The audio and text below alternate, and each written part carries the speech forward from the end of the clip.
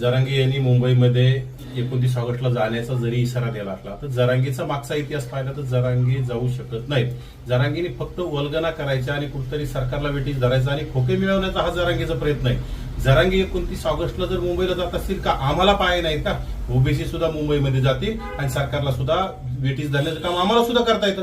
परंतु राज्य सरकारवर अद्यापपर्यंत आमचा विश्वास आहे. राज्य सरकारने आमच्या पाठीत खंजीर खुपसण्याचा प्रयत्न करू नये. जरांगेचं ऐकून सरकारने उलट सुलट करण्याचा जर प्रयत्न केला तर येणाऱ्या स्थानिक स्वराज्य संस्थांच्या निवडणुकांमध्ये नक्कीच ओबीसी समाज सरकारला त्याची जागा दाखवल्याशिवाय स्वस्थ बसणार नाही. आणि राहिला जरांगेचा विषय, जरांगे 29 ऑगस्टला जाणारच नाही आणि जरांगे जर जात असेल तर त्याला आमच्या शुभेच्छा आहेत. आम्ही सुद्धा जरांगेच्या ग्राउंडलाच, जरांगे ज्या ग्राउंडला उपोषणाला बसतील त्याच ग्राउंडला आम्ही सुद्धा उपोषणाला बसू. जरांगे जिथं आंदोलन करतील तिथं आम्ही सुद्धा आंदोलन करू. आणि जरांगे म्हणत असतील मुंगीप्रमाणे मराठी येतील, त्याच्यापेक्षाही मराठ्यांपेक्षाही जास्त ओबीसी समाज मुंबईमध्ये धडकल्याशिवाय राहणार नाही. हा सुद्धा आमचा राज्य सरकारला आणि जरांगेला इशारा आहे.